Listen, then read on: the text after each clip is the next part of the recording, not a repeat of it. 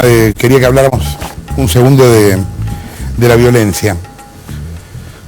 El otro día condenamos en este programa los hechos de violencia en los cacerolazos con un cámara de 678. Dijimos que estábamos preocupados, ¿te acuerdas que yo había estado recorriendo los cacerolazos? Que estábamos preocupados por el ambiente hostil que había de los dos lados, del lado de las cacerolas y también del lado de los K, que se puteaban unos a otros. Y nos preguntábamos desde dónde se promueve ese ambiente hostil. La respuesta del gobierno fue curiosa. Mandaron a toda su mano de obra periodística, a su aparato de propaganda, a acusarnos a nosotros de ser algo así como autores ideológicos del cacerolazo y de la agresión. La frutilla de ese lado fue identificarnos con Cecilia Pando. Me contaban que, creo que ayer, en un programa, un chico que trabajó acá, aparte, muchos años, le preguntaba a un actor, bueno, Pando y la nata son lo mismo, y el actor le dijo, no, no son lo mismo, Pando y la nata. Pero bueno, hubo una campaña muy fuerte de la parte de propaganda del gobierno para vincularme con Pando.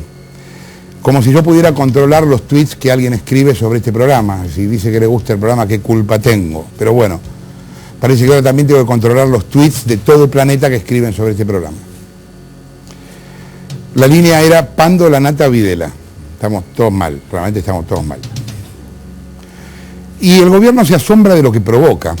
Es eso lo que está pasando. El gobierno se asombra de lo que provoca. El kirchnerismo instaló una división en la sociedad como no se veía desde los años 50. Familias que se pelean, amigos que se dejan de invitar a los cumpleaños, compañeros de laburo que dejan de hablar de política porque se matan, enemigos íntimos, ¿no? Una periodista que podríamos llamar Sandra Gómez Fuentes escribió el otro día en el Boletín Oficial, página 12, un artículo en el que planteaba su desprecio hacia los neutrales. Había toda una discusión en el microclima de los periodistas de si se puede o no ser neutral.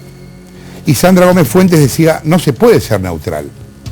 Y para apoyar ese argumento citaba un libro de la Guerra Civil Española. Después me quedé pensando, claro, nadie sería neutral frente a una guerra. Nadie puede ser neutral frente a una guerra. Nadie podría decir, a ver, hablemos de Auschwitz, gente a favor y en contra. Es obvio que estarías en contra de Auschwitz. Nadie podría decir, examinemos objetivamente a Hitler. Pero hay un pequeño detalle del que me di cuenta después que terminé de leer la nota. No estamos en guerra. No estamos en guerra. Yo no estoy en guerra. ¿Ustedes están en guerra? Yo no estoy en guerra. Sandra Gómez Fuentes está en guerra. Y la imagen es muy loca porque yo tengo enfrente una persona con casco, arma, trinchera, arriba de un montón de bolsas apuntándome y yo estoy de traje. Y no estoy peleando una guerra contra nadie. A ver, insisto otra vez, para que después no lo extrapolen y lo editen. Nada justifica una agresión. Nada justifica una agresión. Ya hubo demasiados muertos en la Argentina, demasiadas víctimas. Lo que es extraño es que el gobierno no vea lo que ideológicamente justifica. Se asombra el gobierno ante la violencia y por otro lado nos habla de la juventud maravillosa del 70 sin ninguna autocrítica frente a la violencia política. Yo conozco de memoria la historia de la represión de Estado, la condeno y me parece justa la cárcel a los genocidas. Pero ¿hubo alguna autoridad política que dijera, che, la guerrilla también combatió gobiernos constitucionales? No es solo que ejercían el derecho a la opresión, también combatieron gobiernos constitucionales, el de Cámpora, el de Perón, por ejemplo. Se podría decir que la posición del gobierno frente a la violencia política ha sido, hasta ahora por lo menos, una especie de condena leve. Y su discurso, mientras tanto, es de una significativa violencia verbal. Significativa violencia verbal. Los soldados de Cristina, ¿no? Lo decíamos el otro día en un monólogo, los soldados de Cristina. Bueno, son los civiles de Cristina. ¿Qué soldados de dónde? Y vos sabés que la batalla contra la prensa no empezó la semana pasada con el cámara de 678 o del de Telam o de Canal 7. Empezó hace mucho con los, comillas, juicios populares al periodismo y con las campañas de difamación y con las agresiones físicas. No empezó la semana pasada. Otra vez. Nada justifica lo de 678. Pero creo que tenemos que estar en contra de toda la violencia, no solo de alguna.